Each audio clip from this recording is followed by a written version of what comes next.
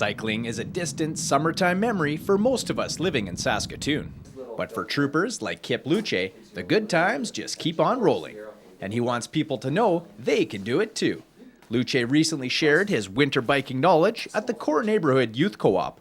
From studded tires to helmet mirrors, there are lots of ways to stay safe and warm out there.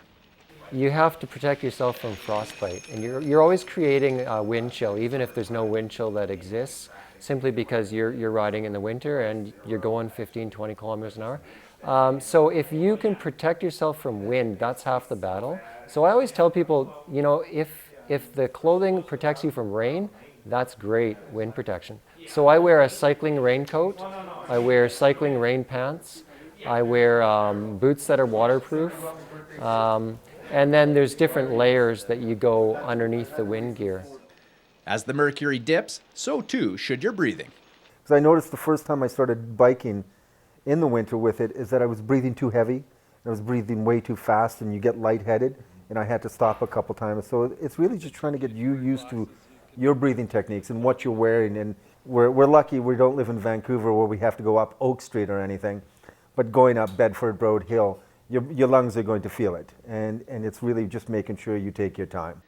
Having to think about frostbite, icy roads, and equipment, the whole process can be intimidating, which is why Luce suggests easing into it. Try biking a little further into the fall months each year.